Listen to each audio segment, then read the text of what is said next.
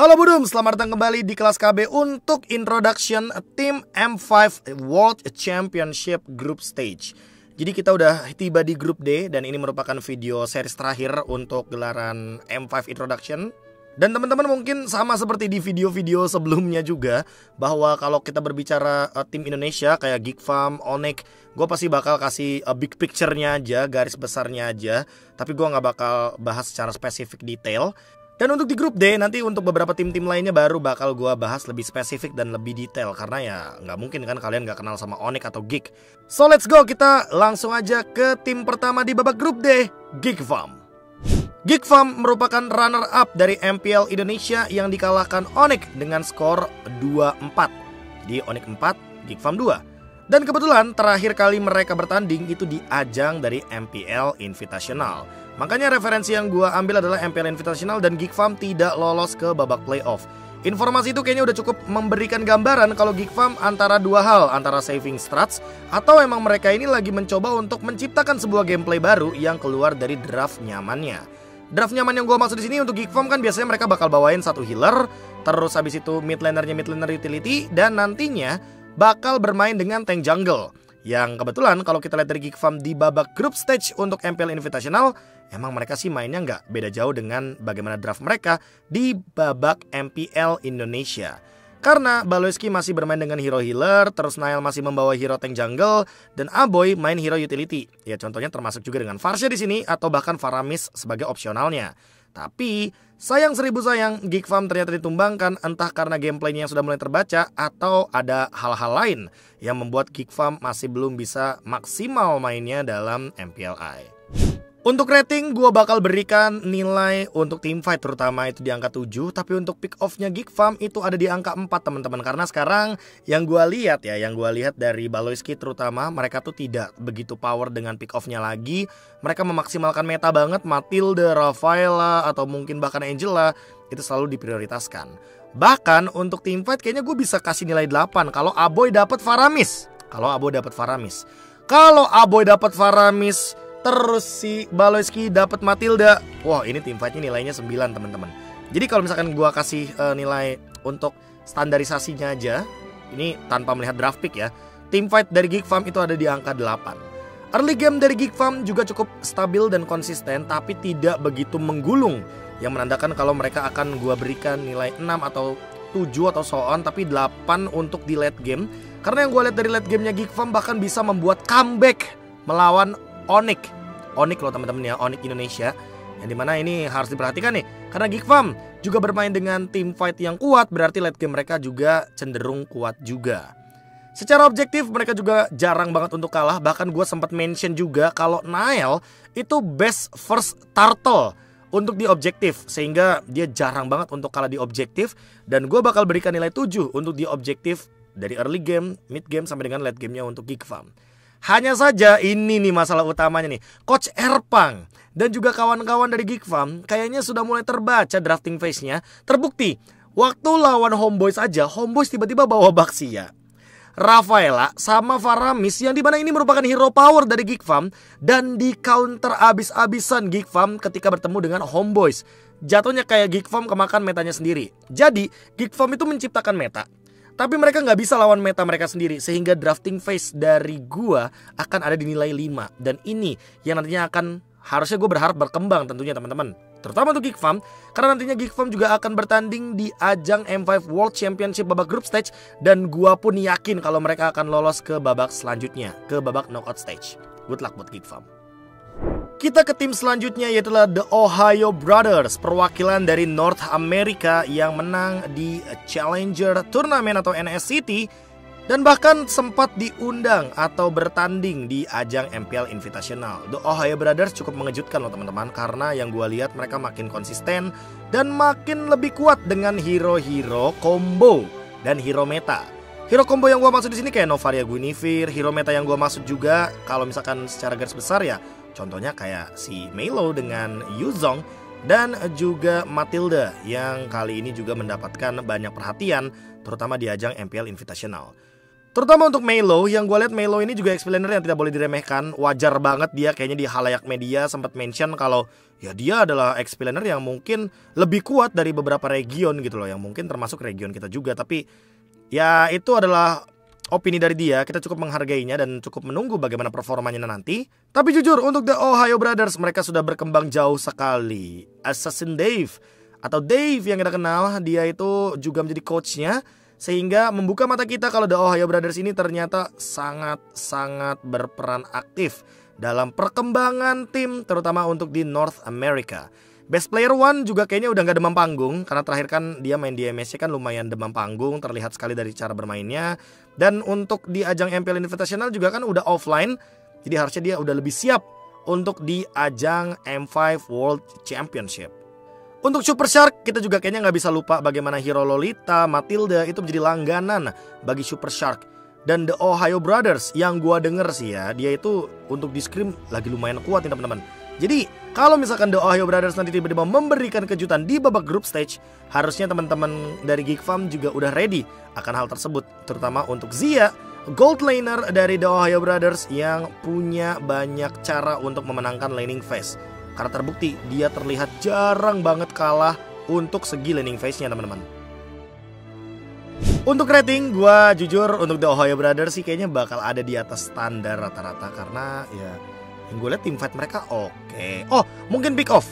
Super Shark ini yang gue lihat pick off-nya dia tuh nggak begitu nggak begitu amazing. Cuma untuk beberapa hero setup kayak Kufra sama Lolita sih harusnya boleh diperhatikan ya, apalagi Lolita loh. Gua sampai sekarang belum lihat nih Super Shark dengan Lolitanya lagi. Takutnya tiba-tiba di M5 World Championship dia munculin tuh Lolitanya, sehingga membuat teamfightnya makin lebih kuat. Dan The Ohio Brothers ada di poin 8. Untuk teamfight di pick off akan gue berikan nilai 5. Early game, karena mereka juga cukup beberapa kali leading the early game, yang walaupun mungkin di late gamenya agak sedikit terseok-seok, gue akan berikan nilai 7. Tapi di late gamenya gue akan berikan nilai 6. The Ohio Brothers adalah tim yang cenderung sangat sulit sekali untuk melakukan endgame, dan cenderung beberapa kali terkena comeback. Bahkan salah satunya adalah ketika berhadapan dengan Siusun di babak playoff dari MPLI, sehingga membuat The Ohio Brothers harusnya lebih mempersiapkan late game mereka. Karena kan mereka kemarin udah sempat kalah dan harusnya sedikit mendapatkan pelajaran pasca MPLI, semenjak mereka ketahui kalau late game mereka, cara menutup game mereka itu lumayan terseok-seok. Untuk objective play gue akan berikan nilai 7 juga. Dan untuk dari segi drafting phase, draftingnya yang gue lihat oke lah, sosok hero power semua, belum ada elemen of surprise, jadi gue akan berikan nilai 5. Cuma bisa 6 sebenarnya kalau best player one bermain dengan hero damage dealer. Karena yang gue lihat The Ohio Brothers jadi tidak terprediksikan bagaimana movement early game mereka. Jadi early game juga bisa meningkat ke 8 kalau draft mereka itu tiba-tiba draft yang unik atau draft yang mengunggulkan best player one untuk bisa mendeliver damage sebanyak mungkin. Tim selanjutnya di grup D adalah Homeboys. Gua bahkan orang yang sering banget mention gameplay cepet Homeboys, The Hypersonic Homeboys gameplay, yang dimana dia tuh emang bermain dengan tempo yang sangat cepat dan intens teman-teman. Jadi walaupun mungkin early gamenya mereka nggak dapetin momentum, tapi kalau mereka dapetin momentum early game, ini bakal jadi tim yang cepet banget end gamenya, bahkan bisa 10 menit, 12 menit maybe. Terutama dari Chibi sebagai pemegang Retribution-nya. Yang gue lihat ya, Chibi ini adalah sosok pemain yang gak mau kalah banget untuk urusan kontes Retribution. Kerap kali dia juga memaksa untuk mendapatkan pundi-pundi objektif walaupun dalam keadaan disadvantage atau keadaan yang tidak diuntungkan. Ryzel sebagai god laner juga kerap kali menimbulkan efek trauma ketika bermain dengan Bruno. Makanya beberapa kali Ryzel ini di-ban kayaknya yang gue lihat di MPLI ya untuk Bruno-nya. Tapi selain Bruno, Ryzel juga power banget nih dengan hero seperti Kari atau bahkan Brody, dan termasuk juga dengan Ixia. Beberapa kali dia bermain dengan outplay yang menarik ketika menggunakan Ixia, sehingga membuat Homeboys memiliki banyak sekali peran dalam tim dan dari segi hero pool juga. Warlord, untuk di patch yang sekarang, Warlord gue lihat lebih suka untuk bermain dengan Faramis. Padahal fun fact yang kita ketahui dari Warlord adalah dia suka banget memainkan hero seperti Yves, hero high ground yang dimana powernya untuk defense, untuk mengcounter lawannya ketika sudah mulai memasuki lini ke arah high ground. Dan satu pemain yang menurut gue sangat-sangat mendapatkan spotlight di ajang MPL Invitational, Shorn. Dengan Chow-nya, dengan Kufranya yang kadang kerap kali membawakan malapetaka bagi lawan-lawannya dari Homeboys. Beberapa kali kita melihat Homeboyz bermain dengan gerakan proaktif dan selalu di-lead oleh Chow-nya dari Sean. Walaupun Sean terlihat sering mati atau sering tumbang, tapi yang gue lihat ya emang Chow gameplaynya kayak gini, open map, open vision, biar nanti teman-temannya tuh bisa langsung eksekusi. Terutama untuk Sepat yang ini juga connect banget sama Sean teman-teman. XP laner yang dimana kalau dia ambil Pakito namanya jadi Sepakito kalau di MPL Malaysia. Itu sepengetahuan gue gara-gara gue suka nontonin caster Malaysia juga teman-teman ya. Dan ditambah dengan Sepakito ini juga masih belum muncul sampai saat ini karena beberapa kali juga tidak diprioritaskan oleh teman-teman dari Homeboyz. Dan ingat, Homeboyz kata kuncinya adalah gameplay cepat. The hypersonic gameplay dari Homeboyz itu identik banget dengan keuntungan di early game. Jadi kalau Homeboyz dapetin keuntungan di early game, sudah bisa dipastikan 60% gamenya akan menuju ke arah mereka sampai dengan mid game atau late game. Tapi Homeboyz juga tim yang tidak boleh diremehkan ketika menuju ke late game.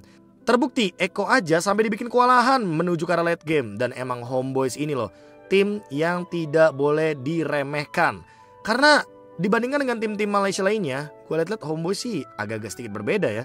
Ini cikal bakal tim yang nantinya kuat secara individu atau bahkan secara tim dari Malaysia. Dan kalau bisa kita bilang Homeboyz powernya itu ada di Martis juga. Karena ya mau gimana pun Chibi itu adalah Martis nomor 1 Malaysia. Jadi kayaknya harus di-ban sih teman-teman. Untuk rating buat Homeboyz seperti biasa dong. Kalau early gamenya power banget gue akan berikan nilai 8. Untuk pick off juga kayaknya dia lebih power. Dibilang lebih power oke sih. Karena emang Sean, Kaja, Chow, Franco, Kufra juga dia main. Dan bahkan dia malah jarang untuk bermain dengan tipikal-tipikal hero healer. Makanya team fightnya menurut gue ada di nilai 6 teman-teman ya. Late game dari Homeboyz kerap kali mengalami sedikit kesulitan. Kalau bermain pick off dan gak dapat momen, biasanya di late game mereka agak sedikit kesulitan. Makanya gue akan berikan nilai standar 5. Tapi objektif dari Homeboyz ini gue berikan nilai 8. Kalau untuk draft pick berarti Homeboyz ini yang fleksibel cuma, gue sih bilangnya cuma ada di Ryzel dan juga cuma ada di Warlord. Karena kalau misalkan kita ngeliat kayak ada hero Edit atau nanti hero Yuzong, hero Terisla dan segala macamnya, itu mostly bakal diamankan sama Sepat dan juga untuk Sean. Permainan mereka juga lumayan pick off sentris. Dan draft untuk Chibi juga yang gue lihat dia tidak begitu berfokus kepada damage dealer jungler, sehingga draft yang mereka mainkan itu ada di angka 5. Nah, seminggu setelah MPLI kan itu Homeboyz sempat libur. Gua nggak tahu apakah mereka sempat untuk mengejar ketertinggalan dari segi drafting ini, karena yang gua lihat kalau draft mereka ini ternyata mumpuni untuk memberikan elemen of surprise atau tipikal-tipikal hero yang baru yang muncul nantinya untuk Homeboyz. Kayak draft nih Faramis, ternyata Faramis yang mainin si Sorn, yang dimana Sorn sebelumnya kan mainnya kan hero-nya kan hero inisiator. Gameplaynya berubah dong, team fightnya pasti bakal lebih tinggi. Nah itu pasti bakal memberikan kejutan juga tuh bagi lawan-lawan dari Homeboyz. Makanya gua akan lebih memberikan nilai atau rating sesuai dengan data yang gue lihat sendiri. Dan inilah dia untuk rating Homeboyz. Dan tibalah kita untuk grup D dengan tim terakhir, yaitu adalah Dust Vault, juara dari MCC season yang kedua dengan adanya Kid Bomba, Magister, Sunset Lover, Carvi dan juga Sawo. Untuk nama Sunset Lover dan juga Sawo kayaknya udah gak asing sih teman-teman. Apalagi Sunset Lover ini kan udah connect banget lah sama si Sawo. Dan Sawo juga kerap kali bermain dengan hero pick yang cukup unik. Di M3 aja dia kan terkenal gara-gara Selenanya tuh. Tapi untuk di ajang MCC season yang kedua, ternyata The Vault di babak grand final sempat membawakan banyak hero. Salah satunya adalah Minotaur yang kalian lagi saksikan sekarang. Karena kebetulan The Vault ini tim yang sangat kuat dengan team fight. Dan yang gue lihat juga dari segi drafting phase, mereka jarang untuk memainkan metode pick off. Malah biasanya Umbrella Squad sih yang bermain dengan metode pick off. Karena kebetulan mid laner mereka juga si Troublemaker bermain dengan tipikal-tipikal hero damage dealer. Berbanding terbalik dengan The Vault, yang dimana The Vault ini sering banget bermain dengan tipikal hero yang memanfaatkan momentum. Kayak Gord, abis itu Novaria, abis itu Valentina. Kan itu butuh momen banget semuanya. Dan rata-rata The Vault, Sawo terutama ya yang gue highlight di sini, itu bermain dengan drafting yang benar-benar fleksibel. Terbukti dari babak grand final aja, The Vault itu ngebawain Grok, Hilda, Digi, Florin, dan Minotaur. Banyak tipe hero yang beda-beda dan menandakan kalau The Vault ini sebenarnya dari segi drafting phase cukup banyak dan cukup kaya dari segi pemilihan hero-nya. Terutama untuk gold laner, mid laner, dan juga roamernya The Vault. Tiga player ini nih, Carvi, Zawo, dan Sunset Lover, memiliki banyak banget potential pick yang bisa diolah sehingga membuat The Vault makin sulit untuk diprediksi. Rata-rata kemenangan dari The Vault itu ada di mid game sampai dengan late game, tapi tidak menandakan kalau mereka itu lemah di early game. Malah tim The Vault ini early gamenya kuat banget, pakai banget ya teman-teman ya. Tapi memang ada beberapa momentum di late game itu mereka tuh sesekali kepleset lah. Sangat wajar sebagai tim untuk kepleset di late game, tapi mau bagaimanapun tim yang konsisten dari early sampai late game itu kan kadang lebih punya keuntungan lebih tuh, lebih punya advantage. Makanya mungkin ada beberapa keunggulan dari lawan-lawannya The Vault ketika mengetahui bahwa The Vault ini ya tidak begitu powerful ketika menuju ke arah late game. Karena mostly mereka itu memaksimalkan mistake dari lawannya ketika sudah mulai memasuki late game. Fun fact yang menarik dari The Vault adalah mereka menjadi juara MCC season yang kedua, tapi tidak menjadi juara dari regular season. Karena mereka itu ada di urutan yang kedua teman-teman. Dan bahkan di babak grand finalnya aja, dia tuh masuk grand final dari final lower bracket. Mereka sempat dikalahkan oleh Umbrella Squad dengan skor 1-2 di babak upper bracket final dan menang comeback dari Umbrella Squad. Padahal mereka udah sempat unggul 3-0 duluan, tapi tiba-tiba Umbrella Squad mengembalikan keadaan dengan 3-3 dan The Vault menang di game yang ketujuh sehingga skornya jadi 4-3. Plus satu lagi nih PR dari The Vault dari fun fact yang tadi gua pengen tambahkan. The Vault adalah tim yang cukup sulit untuk menuju ke arah high ground dari beberapa lawan-lawannya, sehingga membuat beberapa kali The Vault itu mengalami blunder ketika memasuki high ground lawan. Untuk rating, wah ini udah clear banget kalau late game mereka ini cukup sedikit turbulence. Jadi gue akan berikan nilai 4, tapi early game mereka sangat kuat, jadi akan gue berikan nilai 7. Dari segi objektif juga mereka sangat-sangat oke, sehingga objektif playnya mungkin akan gue berikan di 8. Pick off, nah ini dia nih masalah utamanya. Pick off kayaknya gue jarang ngeliat The Vault dengan memainkan hero pick off. Karena mid laner mereka aja Sunset Lover itu mainnya hero-hero yang bisa supporting the damage aja, tapi nggak yang untuk pick off besar gitu loh. Pick off besar kan kayak contohnya yang mungkin dilakuin sama Troublemaker mainnya Kaja Gusion, atau mungkin bermain dengan tipikal-tipikal hero yang bisa instan dengan solo kill, sehingga membuat pick off power mereka nggak begitu tinggi. Tapi team fight mereka cukup oke lah, apalagi dengan Zawo sebagai jangkar utama dari The Vault. Untuk drafting phase, mereka juga lumayan tidak bisa ditebak karena mereka beberapa kali juga membawakan tipikal-tipikal hero yang kayak Matilda, terus juga bawain hero kayak Angela, Minotaur, hero-hero healer. Tapi tidak melupakan bagaimana peran dari tipikal hero tank kayak Grok, terus juga Hilda, abis itu Digi, ya kan? Jadi memperkaya drafting mereka, dan gue akan berikan nilai 6,5 karena drafting mereka juga cukup oke. Dan The Vault bukan tim yang menurut gue remeh sih. Ini grup D ya, jujur ya. Grup D sebelum adanya tim wildcard itu adalah tim yang cukup gue bilang tim besar, tim neraka lah, tim ngeri intinya. Tapi semenjak ada dari wildcard ya, grup B, grup C, dan grup D ini lumayan imbang, lumayan balance, lumayan sama-sama kuat. Cuma mungkin ya grup D ini lebih spesial lah karena rata-rata tuh kayak juaranya numpuk di situ. Juara NSCT, juara dari Malaysia, juara dari MCC, dan tinggal melihat juga bagaimana nanti Geek Farm akan berjuang di grup D. Untuk grup D, gue sedikit predik menuju ke arah Geek Farm dan juga Homeboys. Dan untuk predictions yang lebih lengkap tentunya nanti akan ada di Rungkat bersama KB. Gue bakal coba main dengan koin EXP M5 yang bakal dihadirkan. Jadi ya rugi juga sih kalau misalkan gue asal gitu loh milihnya ya. Tungguin aja nanti kontennya. Tapi untuk grup D, kalian punya opini nggak? Coba tulis di kolom komentar. Tuangkan opini kalian tentang siapa kira-kira 2 tim yang akan melaju ke babak knockout stage dari grup D. So, gua KB mohon pamit undur diri. Sampai jumpa lagi di video selanjutnya dan jangan lupa bahagia. Dadah!